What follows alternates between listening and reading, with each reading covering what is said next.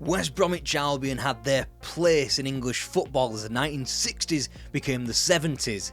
They were comfortable in the First Division and regularly took to Wembley to compete for the land's highest honours. Then they were introduced to Ron Atkinson. Who's turned inside Brian Greenoff, on for Regis. Oh, what a goal!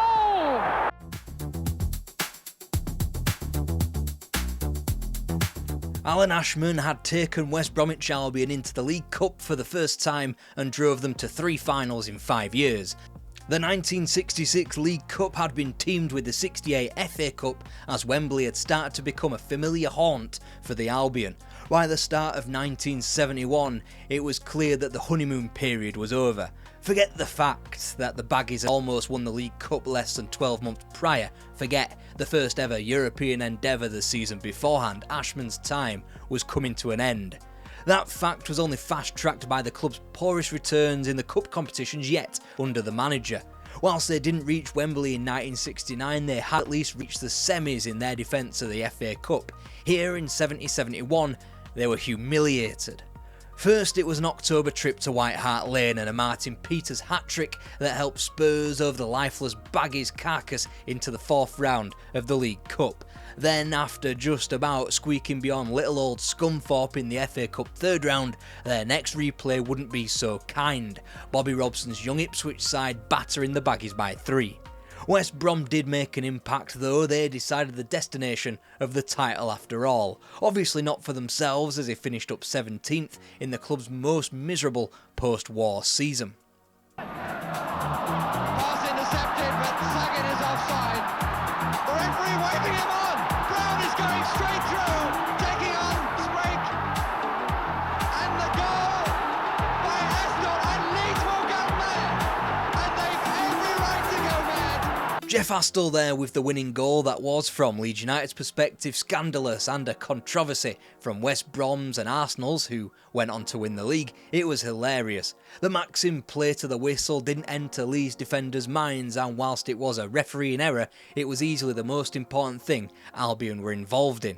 It earned Ashman the sack. In his place for the 71-72 campaign, another former player and coaching prodigy, Don Howe.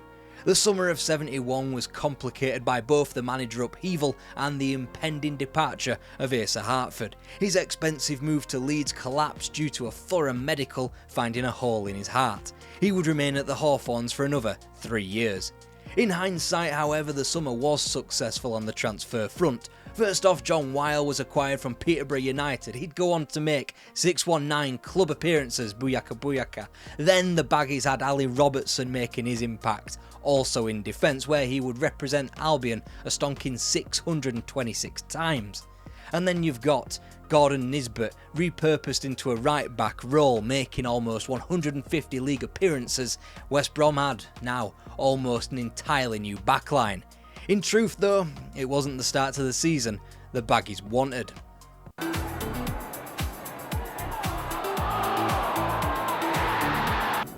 Jones leaping, a back header, it goes, Giles! A goal! A beautifully worked goal! For all the defensive improvements, West Brom were profligate in front of goal, scoring a meek 9 in 15 games. Despite that, Albion were outside the drop zone purely because of that defensive record, which bettered league leaders Manchester United as we entered November 71. Then the approach to Christmas had the club bottom, gaining 1 point from 9 fixtures in the festive period. Presumably that post-turkey dinner clarity hit the Baggies like a freight train. From 11 points in 22 games before the festivities to 16 points from their next 11 games, which, in a world of 2 points for a win, was impressive and marched the club into safety. Ultimately, Albion would post a 16th place finish, an improvement of 1 position whilst earning the same amount of points, yet they conceded 21 fewer goals and still managed to win 2 more fixtures. To remedy that scoring problem, they hoped, Willie Johnston was brought down south from Rangers for a club record 135 grand. After 1 goal in their first 5 games and just 2 points, it was going to be another long-ass season. And yet when Albion found their victory for the first time, beginning naturally with reigning champions Derby, they strung together 3 on the bounce. Those fears weren't allayed for long however, and by the new year they found themselves only outside of the drop zone on goal average. They'd been understandably dumped out of the League Cup by Liverpool in the third round, but there was no need for the FA Cup's opening tie against lower league Nottingham Forest to go to 4 games. Officially down as 3 ties, the first replay was abandoned after 81 minutes owing to fog, with the ties level anyway. Ultimately, ЛИНКС led the charge at neutral Filbert Street as Albion progressed. One of these teams would win the European Cup by the end of the decade. It all made no fucking difference whatsoever, Leeds exacting revenge for 2 years prior with an Alan Clark double yet again. The former Baggies fanboy had ended Albion's cup dreams. With all distractions removed, Albion could now focus on their place at the foot of the First Division. In another timeline, they'd be elated by only trailing the almighty Manchester United by 3 points this far into a season. Now though, they needed wins and fast to stay in the division. They'd get one immediately at home to Arsenal before overseeing a completely winless 7-match march. 3 points from safety and Crystal Palace in 20th, the Baggies started to boing, Leicester and Everton beaten as they clambered out of the drop zone. 4 matches remained, they needed to keep winning. Well, they're still going, and it's for sure! It's a goal across! Dave Cross! They didn't keep winning. This loss at Norwich, equidistant between an Anfield defeat and then 2 losses to end the campaign at home to Manchester City and away at St Andrews. West Brom had just ended a 24-year stint in the top flight. The next was to be Jeff Astel's final season at the club, as Albion never really looked up to the fight of promotion, finishing an ultimately disappointing 8th, promotion 5 points away. They were even afforded a glimmer of hope in the cup, dispatching of Everton after a replay in the 4th round via Tony Brown. Then Newcastle United turned up to the Hawthorns. Holds Judah! And whilst Albion had bounced up 2 places in the league to 6th, they were now 8 points behind the promotion form of Norwich City. Don Howe's departure before the end of the campaign was ultimately West Brom's gain, making his debut with 3 matches of the season remaining Brian Robson. He would net in the club's final 2 matches of the season, offering a glimmer of hope to Baggies fans who had lost all of their hope. In Howe's place would be the club's first ever player manager.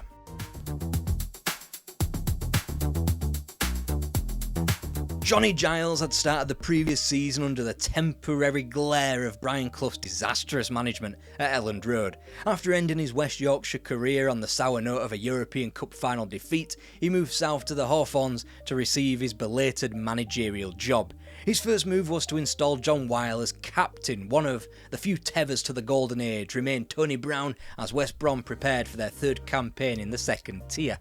The Giles era at the Hawthorns started shakily with just 1 win from their first 10. West Brom could quite easily have been sucked into the danger zone, but then wins started to come a little easier. And after a win at Nottingham Forest on Boxing Day, West Brom were well placed in 7th and only 3 points off a promotion spot. Then the push came. Getting in there again, but this might come for Brown. Too much of it. That's a good cross though. And now scores! Pressure from Albion. He attacks Barrett.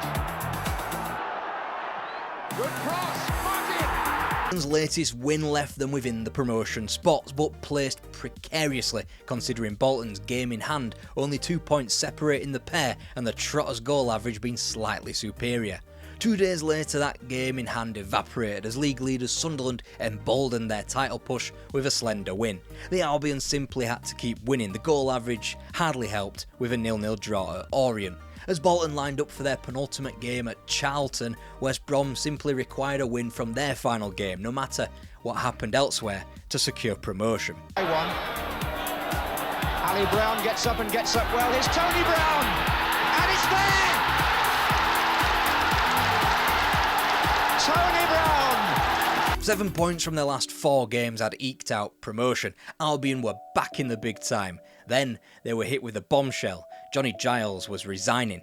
Just when Albion had got their shit together, the whole thing looked as though it was going to unravel before it even started. Thankfully, the board were able to convince his U-turn, postponing the inevitable for 12 months. In the meantime, West Brom re-entered the big time. Goes Beatty. 1 on. 3-2-1. And Beatty's going on his own. Oh. Mariner, what a beautiful opening. Oh, what a goal. Mariner on his own. Oh, what a ball away and won it back again. Weimar will go alone.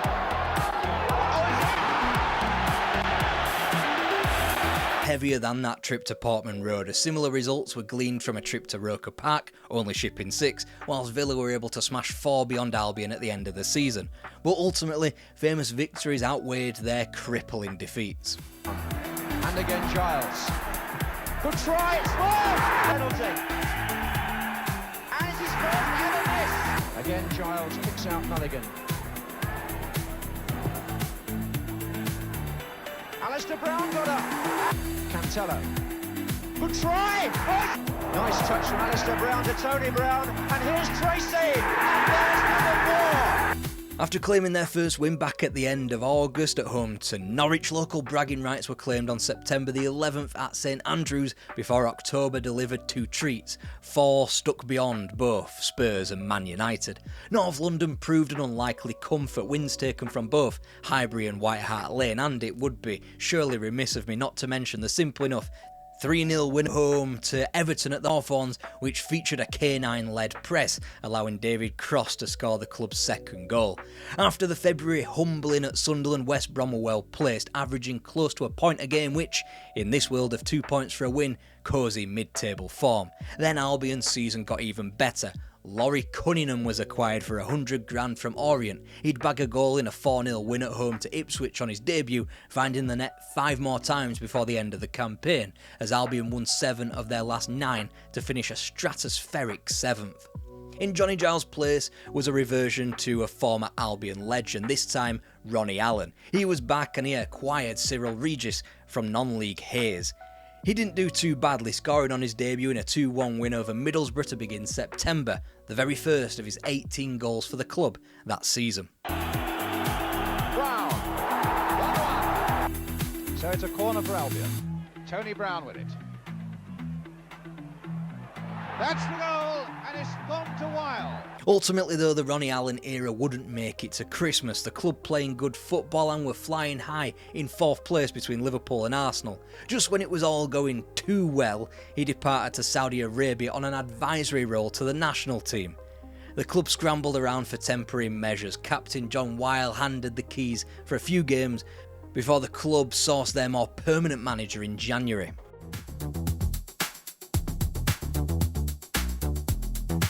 This was a West Brom side who had gone toe-to-toe with some incredible opponents, earning a point at Elland Road and also dispatching of teams like Chelsea and Newcastle before bringing in the new year with a Tony Brown penalty at home to Leeds. They'd been annoyingly dumped out of the League Cup's 4th round by lower league Bury in late November, but this was a new era and at the helm was Ron Atkinson. Formerly a Wolves apprentice who had been tasked with waterlogging the Molineux pitch before the club's famous match with Honved in the 50s, Atkinson had spent his entire professional career playing for Oxford before he climbed the divisions managerially via Kettering and Cambridge, beginning his managerial odyssey aged only 32. His first act was to bring Brendan Baston with him from Cambridge United, making it 3 black players at the Hawthorns, which was unheard of even in these technicolor times. It wasn't long before Baston, Cunningham and Regis were nicknamed the 3 Degrees. Thankfully, 5 days before Atkinson's arrival, the suddenly rudderless Baggies were able to eliminate Blackpool from the FA Cup 3rd round. It wouldn't be an easing-in process for Atkinson. His first league game came at home to Liverpool and a trip to Old Trafford was on the cards in the Cup. Atkinson's new side held their own in this first game, losing only 1-0 to the reigning champions of Europe, and whilst the trip to Ayresome Park in the league was a little more disappointing a week later, losing by the same scoreline, Albion had managed to take United back to the Hawthorns for a replay, and it was in that very replay that the cup run was ignited. The pitch was absolutely sodden, but the quality of football from both sides was particularly good. It was fast, it was zippy, it was exciting. I think they got an equaliser. I think it was the last kick of normal time. Gordon Hill, I think, hit a similar sort of incident actually. Hit another one that hit the post and went in off, I think, off our keeper again. But we showed a lot of character in the extra time. Went through and deservedly went through. Without a league contest for a month, Albion knocked it out of the park at the baseball ground in the Cup's 5th round. Cyril Regis netting twice in a 3-2 win before Brian Clough's surprise league leaders Nottingham Forest were summoned to the Hawthorns 3 weeks later. When his Forest side showed up for the quarter-final, they were riding high at the top of the division, nearest challengers being Everton and Man City, who were not up to much, and 5th place Liverpool concentrating more on retaining their European crown. Meanwhile, Albion sat comfortably watching it all in 9th, a position they would improve upon with a fine run, taking both Everton and City out of the title race with April wins as they rested 6th when the music stopped. But the season had long been about the Cup, and after a mesmeric 2-0 win over Nottingham Forest, suddenly the Albion were favourites to make the final. With the likely Wembley opponent being Arsenal and Ipswich their semi-final task at Highbury, there was the possibility that Albion could do it again and win the Cup. Wilds get closer. Woods feeds the marauding Mick Mills. That's a decent ball in. Lambert swings this one in. It almost breaks. It does break in. West Brom back in the... Woods walk for 3-1. In the end, it was to be Bobby Robson's side lifting the trophy and not Albion. Despite the suffering in North London, it had been a productive end to the campaign. Atkinson packed the club away to an unbeaten 5-match tour of China and Hong Kong in May. It must have worked since they came out flying out of the blocks in the 1978-79 season. It all started with vengeance over Ipswich at home on the first day. Then it went from strength to strength. Back from Regis, and was it deflected, but it didn't get hold of it. Tony Brown now. Good drive. What a goal! Letting the ball beat Houston, and he's away again to show that pace and grace and control.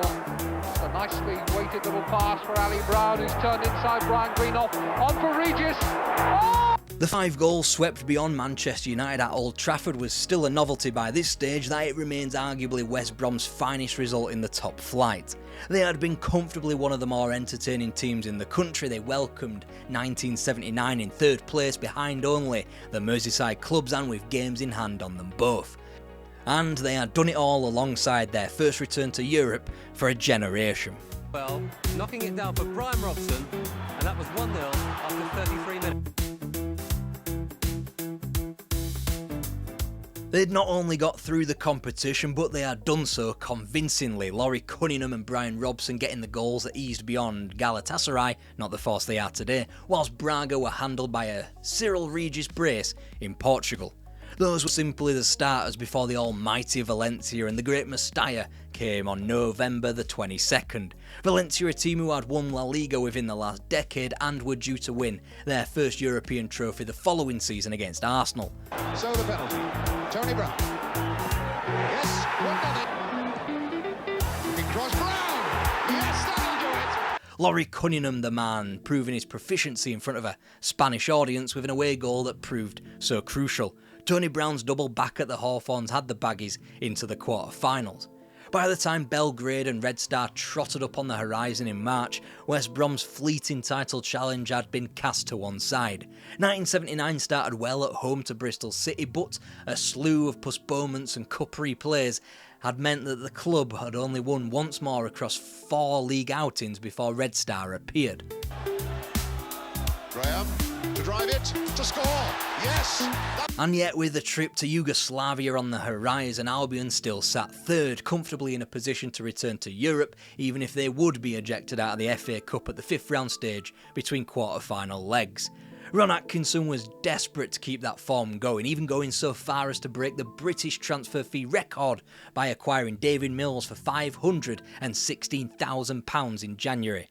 Sadly, Mills would play just 76 times for the Baggies and not make much of an impact before moving on. The season hung on the knife edge of Europe now. Red Star Belgrade feasibly a more comfortable opponent than Valencia, but one that should never ever be underestimated.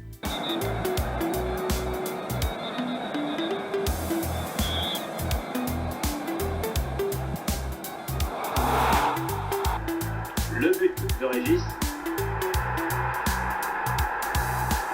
Rouge de Belgrade. In the end, it was those fine margins which settled the tie and dumped Albion out of Europe. Was it experience or was it a lack of quality? Either way, the club had ventured further than they had ever done before and had acquired the taste for European football. The third place finish ensured they would be back, but unfortunately, Laurie Cunningham would not be joining them, sold for a shade under £1 million to Real Madrid. Cunningham had helped break down boundaries alongside teammates Baston and Regis during his time at the Hawthorns. For a predominantly white sport, from the players on the pitch to the fans on the terraces, in dangerous times, change was starting to be made. So much so that Len Cantelou's testimonial match at the end of the 78-79 season was to pit a starting 11 of black players against one of white players. One of those on Cunningham's team that day, Remy Moses, and he would be signed by Ron Atkinson ahead of the 79-80 campaign. Lindemann.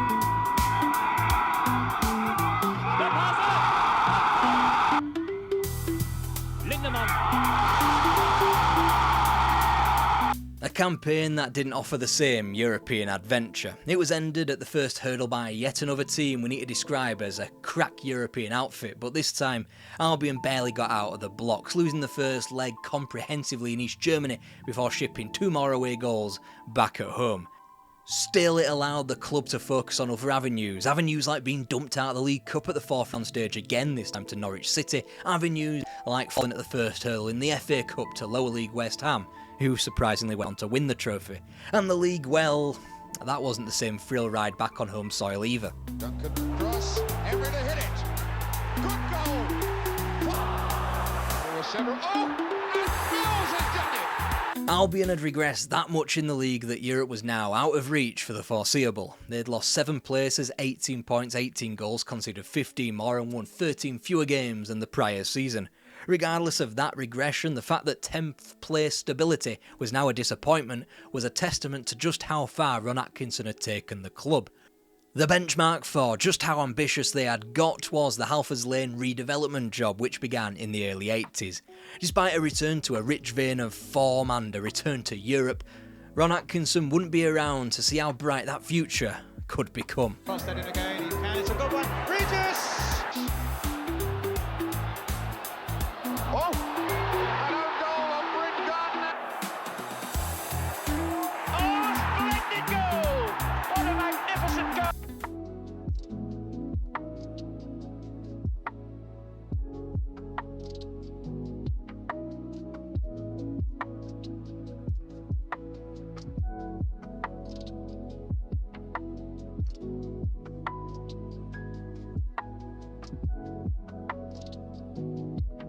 If you're all enjoying this type of stuff, you'll probably enjoy this too, a tour of British football which takes in some of the lesser celebrated English clubs as well as giants of the game from Scotland and Wales.